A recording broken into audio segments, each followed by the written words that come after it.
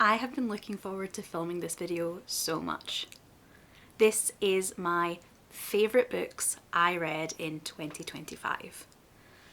I was going to do a top 10, but there were just too many books, so we are going slightly over that. And since this is my video and I can cheat what I want, there are some books here where I'm going to count the series as one book because I've started the series this year and everything I've read in the series has been a favourite.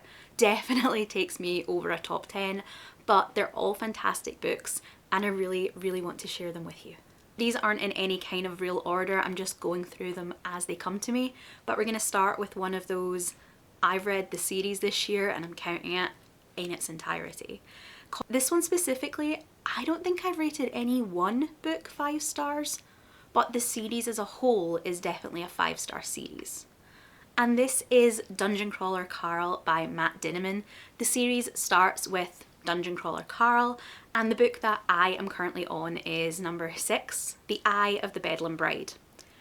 Every book in this series has been so much fun. What worked really well with it as a series is how the complexity and the world building and the more serious social themes have kind of snuck in from behind. They were always there in the concept. We have an post-apocalyptic Earth that has been destroyed after an alien race repossesses the planet. They wipe out everything on the surface and create a tiered underground level of dungeons. This is very much a liminal space. Physics does not agree with this planet anymore.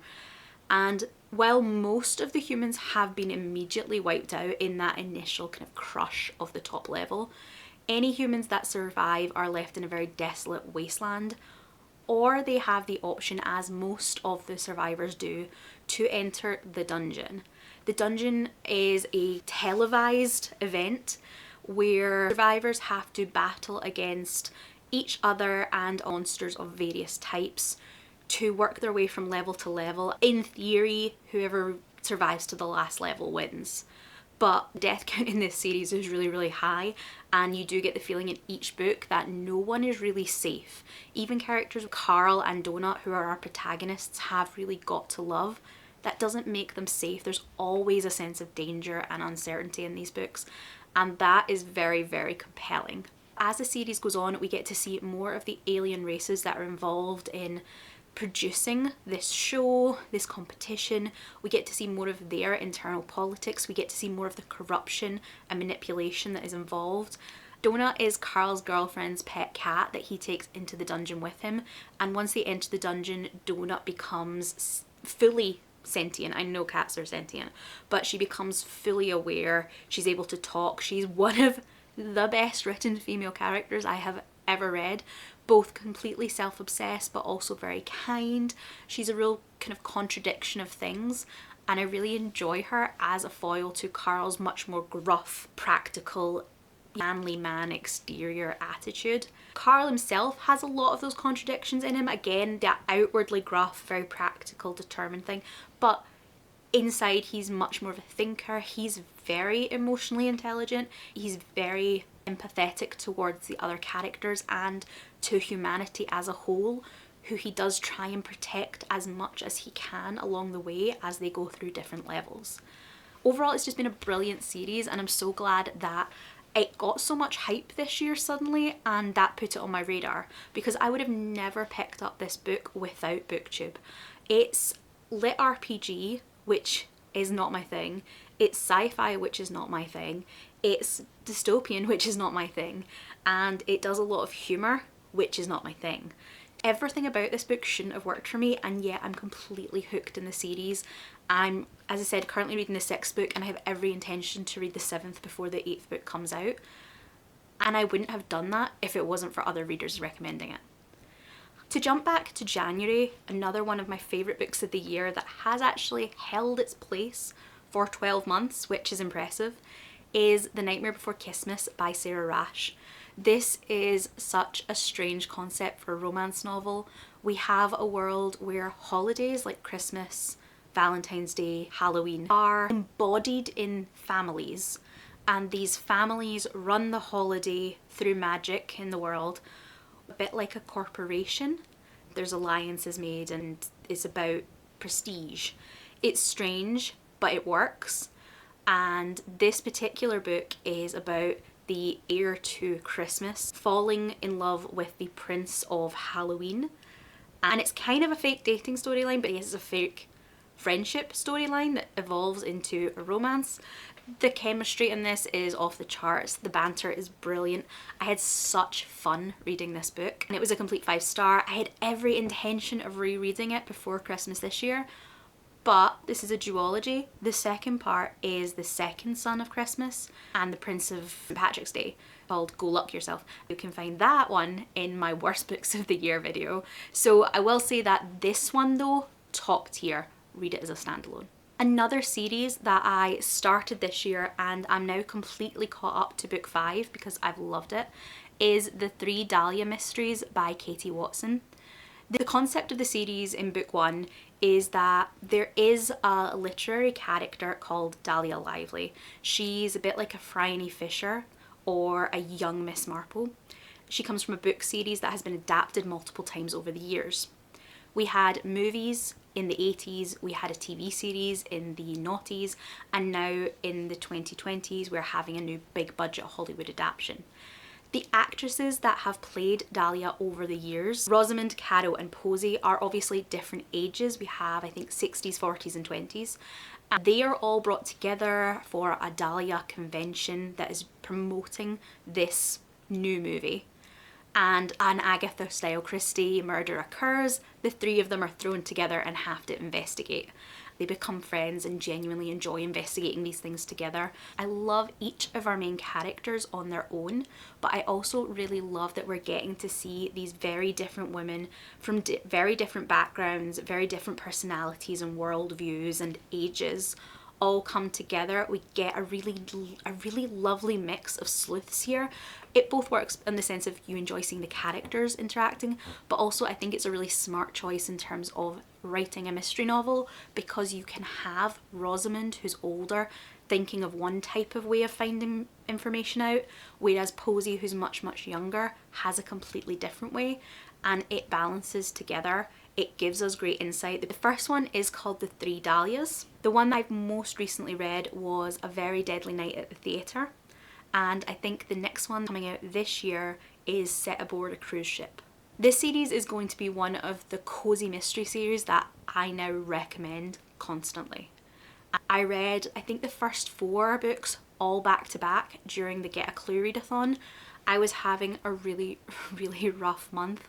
We were having a lot of trips back and forth to the vet, a lot of tests done on Cat Mab, and I really needed something that was engaging enough to distract me, but light enough that I could come in and out of it, and it, you know, and not something super depressing. And this just hit everything I needed it to.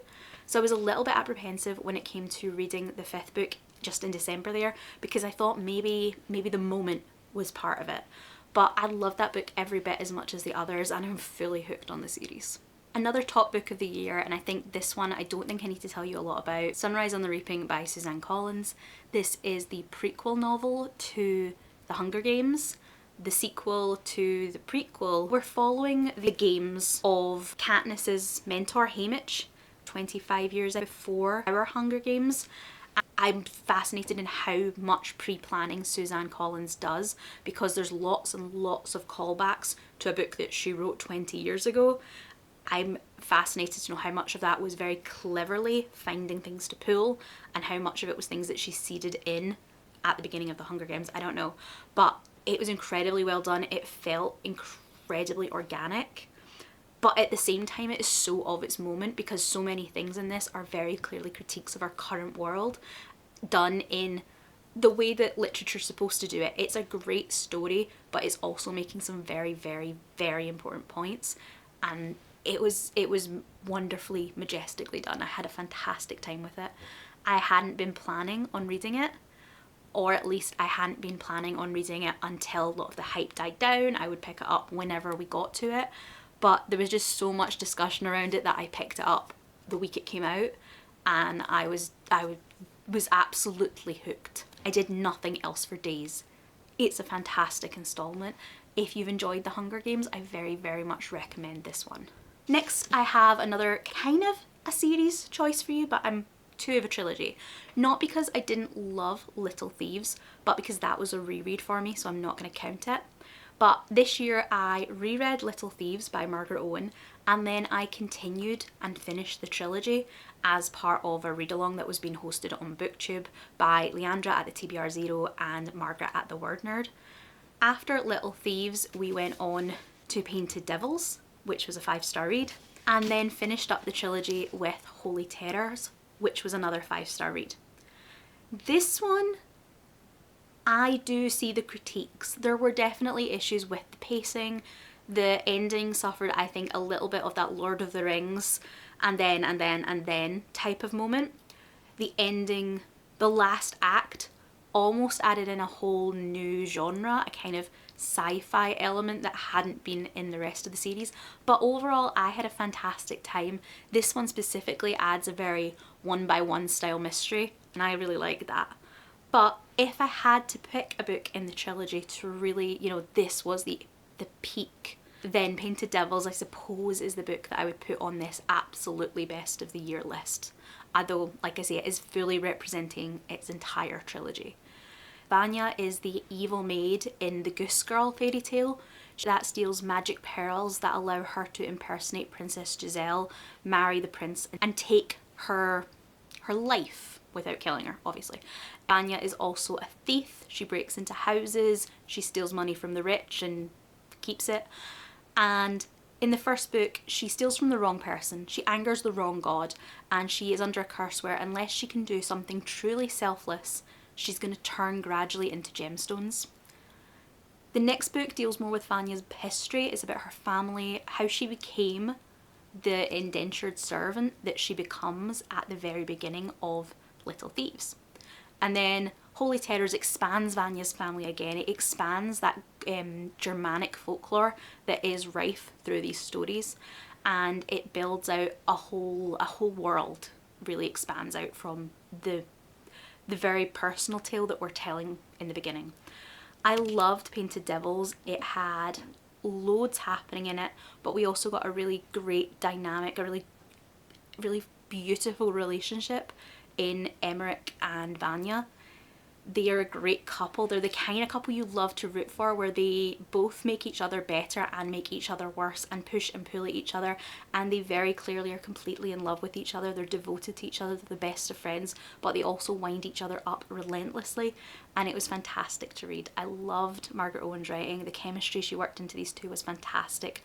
I loved the Germanic folklore that pops up, and I love the way that she wove so many aspects together, especially by the time we got to Holy Terrors. So many little details that didn't seem really that important at the beginning turned out to be absolutely essential to the revelations that came towards the end, and it was just a masterful trilogy, and I'm really glad I read them all together. I think it really added to the experience. To break up some of those fantasy books that is gonna stack this list, let's be honest, I have another trilogy but a contemporary romance. This is the Arden St. Ives trilogy by Alexis Hall, and it starts out with How to Bang a Billionaire. This is actually, and I didn't realise, it's actually a 50 Shades of Grey retelling but gender flipped, and because it's Alexis Hall, a lot more chemistry, a lot more banter, a lot more social commentary is woven through. I would say that although these are romance books, especially in the later books in the trilogy, there are whole swaths of the books where the couple aren't together, and instead we do look at social issues. We look at the development of Arden, specifically himself as a character, his personality, his world out with his relationship. The relationship is it's not a perfect romance in the sense of these two characters. They're not great for each other, but I can't help but root for them, and I loved Arden specifically. I had such a good time with these three books. Again, this was a series that I read back to back. I put one down, I picked up the next, and without any gaps in between, and I had an amazing time. They were such good reads, so much fun. The chemistry between the characters is great. I think this is one that if you like your adult romances, then you should give a try. Summers at Castle Auburn by Sharon Shinn was recommended to me by loads of bloggers specifically, as a book that's very much about the day-to-day running of fantasy politics. It's very much about how this castle and the family inside it run. There's not a huge amount of action or a massive plot line, but it's a really beautiful character study that really goes into the minutiae of the characters' lives. I had a fantastic time with this. It's not quite as politicky as The Goblin Emperor, but it's not quite as cozy as what is coming up in that cozy fantasy world. It sits somewhere in the middle as a real coming of age story for the protagonist Corey. It was a really comforting book, a really lovely, relaxing fantasy novel that does definitely have darker elements. Corey is dealing with the enslavement of an entire race of people.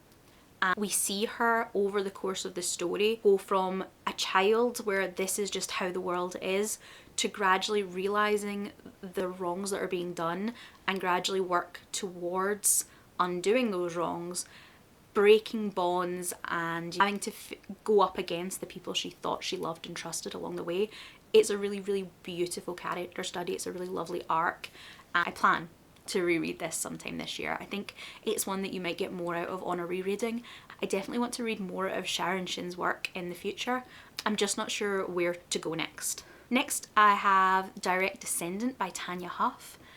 This was an interesting one because I remember reading Tanya Huff 15-20 years ago when she was writing her Vampire PI series, and this one is, I guess it's a return to an author I know quite well, but she's doing a completely different genre, so I was a little bit apprehensive both about time and change and how that would affect this, but I actually think that I enjoyed this one even more than I enjoyed her books when I read them originally.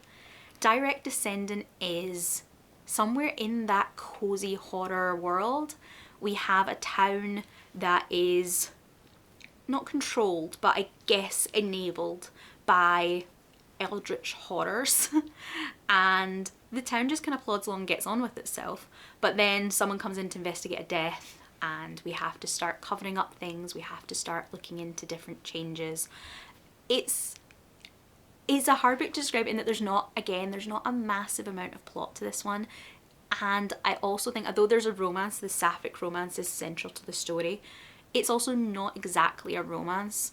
It's, I guess, a slice of life and seeing this town and how it functions and little bits and pieces and snippets that contrast the coziness of the bakery with this giant squid monster that lives in the lake and eats people and kind of all of those elements. I had a really good time with it.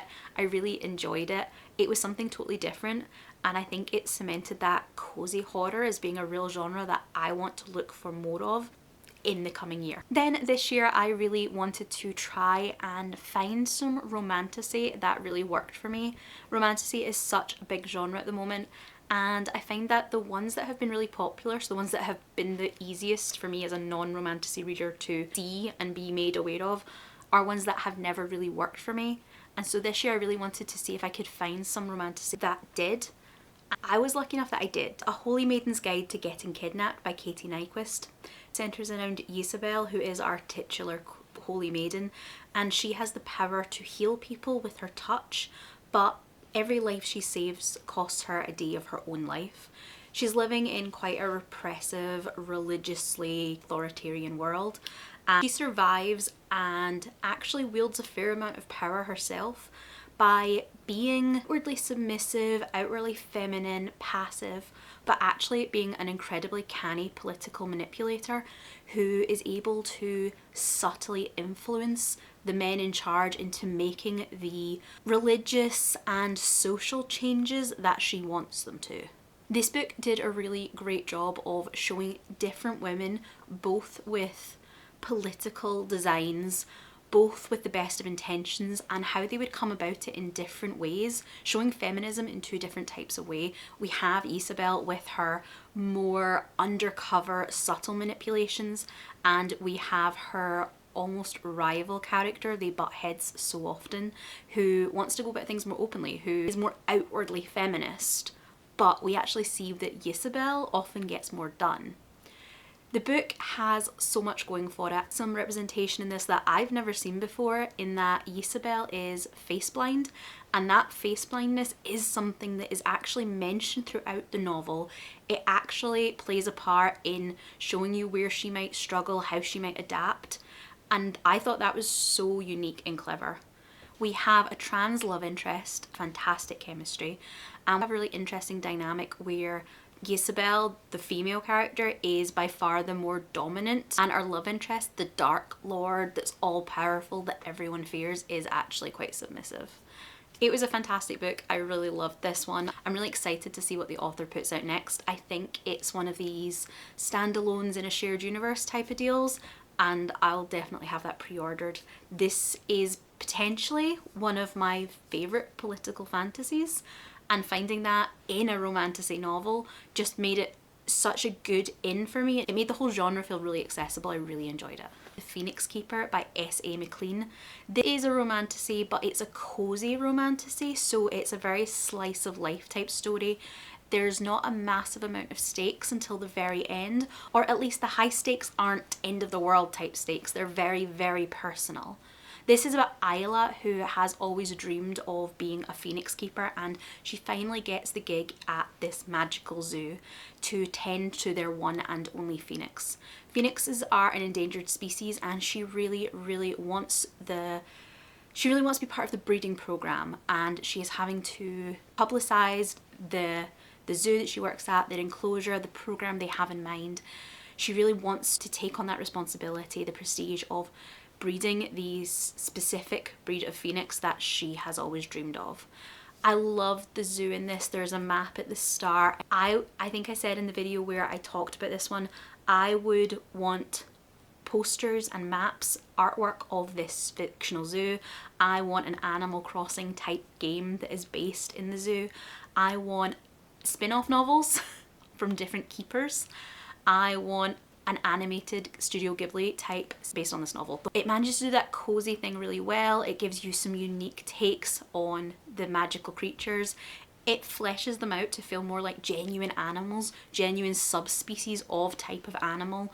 We have different types of phoenix in this phoenix enclosure. We also have kelpie keepers, we have griffins, we have other magical creatures around the zoo. The whole world just feels, it's just magical. It's genuinely magical. Another really cozy fantasy, so I wouldn't say it's a romantasy, but it's definitely a cozy fantasy with very strong romance elements, is coming out next year actually. I read the arc. This is Agnes Aubert's Mystical Cat Shelter by Heather Fawcett, and it does exactly what it says in the tin. Agnes runs a cat shelter in a magical world, and magicians are quite sketchy and looked down on. But Agnes is struggling with her charity, with her cat shelter. Nobody wants them. And when their shop is destroyed during a magical duel out in the street, she struggles to find somewhere else to host them. And she ends up taking what she can get, which turns out to be the front for an illegal underground magical ring. And the leader of said ring is this top wanted fugitive dark wizard who, of course, she kind of falls for along the way. It's very much doing that grumpy, I don't know, grumpy sunshine, grumpy practical dynamic. This is, I cannot stress more, this is Ghibli's Howl's Moving Castle if Sophie ran a cat rescue. That's what this is. And I loved it. It was exactly what I was looking for at the time I read it. It's so comforting, so cozy, getting to see the different cats. There's a tiny bit of conflict between potential love interests. There's a little bit of danger. Will the cat sanctuary get caught up in the magical investigations that are going on? But overall, it was completely heartwarming. It was adorable. You will want a pet on your lap if you have one while you're reading it. Then I have The Killer Question by Janice Hallett. I think I read a book from last year, but this year I have read, and again, I'm really enjoying all of them. She writes mysteries that aren't quite cozy. They're more classic mysteries. There is a darkness to them, but they are told in a really unique way, entirely through letters, text messages, email chains, that found footage style, but in a book. I think they're really bite-sized, consumable chunks of mystery. You can dip in and out so easily. The pacing, they flow so quickly because you're not kind of bogged down in prose. You're just reading conversations. And I think that also really helps to make it a mystery you want to solve as you go along, because you two are being presented with the clues. This one is particularly rocking those cozy vibes because the main plotline is set in an English pub. And central conflict, as much as the body that shows up, is a new to the area team turning up and really suspiciously killing it in the local pub quizzes. We have a group chat between the owners of different pubs in the area that run pub quizzes. And Hallett, in this and in her The Appeal, which is about a theatre company, really captures that, not quite backstabbing, but the kind of two-facedness that often goes along in these big groups where you have people that maybe otherwise wouldn't necessarily get along, they wouldn't choose to socialise. Not quite political manoeuvring, but kind of manoeuvring amongst the group for influence or for popularity, and she's really shrewd at showing this. This one I really enjoyed. I think it might be my favourite Hallett so far. This is a Why Choose romantasy from Brigid, Kemmerer, warrior, princess, assassin, and it's that. We have three characters. We have Princess Jory, whose kingdom is struggling. She has been promised in marriage to King Maddox. He is their next door neighbour. He has fire-like magical abilities, and the alliance idea is that he will add that offensive force Jory's kingdom needs in exchange for her father's control over the weather to help out his kingdom, who are struggling with a famine. Into this we throw Jory's childhood best friend Asher. He has grown up to become an assassin, and while the marriage negotiations are happening, he receives two contracts. One from the royal family of Jory's kingdom for King Maddox, and one from King Maddox's kingdom for Jory. He kind of kidnaps them both. It ends up being a bit of a travel story. There's a lot of distrust between the three characters. Obviously, Jory and Asher have a history together, so we have that best friend to lovers element, but we also have an enemies to lovers element going on with Asher and Maddox. And then with Jory and Maddox, I would say it's more a kind of reluctant allies dynamic. I have found in most Why Chooses I've read, I haven't read many, but they tend to end up doing the female character with the different males, but the male characters don't often have a relationship with each other. And I don't have any interest. It's just a love triangle by a different name. This one, every leg of the triangle felt like that was the star of the show while I was reading it. Like when I was in each character's POV, because we do flip between the three, that character is the main character and the romance they were currently romancing was the main romance. And then by the end, when we get all three of them coming together, it felt like a perfectly balanced relationship. I was completely sold on all three combinations and them as a whole. There's so much chemistry. I will admit I've seen critique of this book and I agree, not much happens. This is all vibes. There are some plot holes in the world building. The only being two magic users in this whole world, it doesn't necessarily make sense, but I didn't care. I had such a good time with it. I enjoyed the characters, I enjoyed the chemistry, I enjoyed the banter. I didn't mind that the fantasy side of it, the world building, was a little shaky. Maybe there'll be more development on the world in the next book, maybe it'll balance out overall and this series will be stronger for it. But even if it doesn't, I don't actually care. I think the romance is strong enough that it pulls the fantasy elements along just for flavour. The final books on this list are a bit of a 2-for-1. The 2025 release for Natasha Pulley was The Hymn to Dionysus. I got this as an ARC, I read it, I loved it. I wanted the US cover rather than the UK cover, so I specifically bought that, which tells you how much I wanted this one because it was more of an effort to get. And I had such a good time with this book. I utterly loved it. Utterly loved it. It is, I wouldn't even say it's a Greek mythology retelling. It's a story set in ancient Greece that uses elements of mythology to create a story. It's a very unique story. It's not retelling any of the myths we already know. In it we follow Phaedros, a Legionnaire. He has so much trauma, but he's doing his best. And when a mysterious character arrives in the city, we find that the young people of the town are they're becoming obsessed with music and dance to a point that they're unable to function. Dionysus, obviously the god of music and song and madness. While Phaedros is trying to protect the people under his care, he's also trying to solve the mystery of a missing prince, and he is intrigued by Dionysus himself. It's a really good game of cat and mouse. It takes a long time for Pulley to really settle into whether this Dionysus character is the god Dionysus, whether he is the one that is causing the madness, and whether or not that character is a good guy or a bad guy is very much up for debate for quite a long time. She's very much playing with unreliable narrator tropes, and there's a great twist at the end. This was a 5-star for me when I read it. I knew it would be on my favourite books of the year, and I thought this is my new favourite Natasha Pulley book. But then I picked up a backlist book. This is The Mars House, and I read this in November and I gave it 5 stars too. This though is a bit of a slower burn 5 stars. It did take me a while to get into. The conceptiness of this, the themes of it are a little bit more esoteric. They're a little bit harder to get your head around. The story's a little bit more complex, and it's sci-fi, which I tend not to be a massive fan of. So it took me longer to get to the 5-star mark, but I actually think maybe this is the one that will linger longer, the one that I'm going to think of more in the future, the 5-star that's really going to hold true as a 5-star read in 5 or 10 years time. I don't know. I mean, I could go either way, and they both were fantastic. I don't need to choose between them, but it definitely helped me end the year on a high.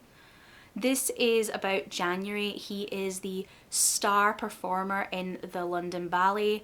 We are though in a dystopian future climate crisis Earth, and when London is absolutely destroyed by floodwaters, he and the other refugees have the choice of either appealing for sanctuary in one of the few remaining countries in the world that are above water, which is not a great prospect. They're not taking many people in. Or they can go off to the colony that is on Mars and has been there for several generations. The problem with this colony, Tharus, is that the people that live there have obviously evolved to survive in Mars's gravity, which is lower than Earth's. So when people that have lived on Earth go to Mars, they are disproportionately strong, and there's a lot of social panic over the fact that these Earth strongers accidentally quite often injure and or kill the Tharus natives. This has very much led to a two-tiered society where the Earth Strongers are seen as almost subhuman. January ends up in a marriage of convenience, a show marriage, to one of the wealthiest and most influential politicians, Aubrey Gale. Gale has had personal trauma that leads him to have a very anti-Earth Stronger viewpoint, and so we see January trapped in a marriage to someone that he genuinely is coming to like, to be attracted to, but whose politics are the polar opposite of what is in January's own best interest. And then he's approached by the opposition parties, who seem to be pushing for agendas that would benefit January, but who are against Gale. He's trapped in the middle of these two worlds, having to decide whether to go with his heart or with his head and his own best interests. The book does so many things that are really interesting. Gender is a very big thing here. The Tharus natives don't really go for gender. It's seen as something quite antiquated and quite backwards that only the Earth humans do. Linguistics are really prevalent in the book, both because we're doing gender, so linguistics is something that factors in, and also because that's one of Aubrey's special interests, how language evolves, how language changes. And we see in this one, these characters that live on Tharsis are generations out from Earth natives. Events and phrases that we use, we can understand what they mean, but the Tharsians have maybe a different interpretation of them. I thought that it was really well done.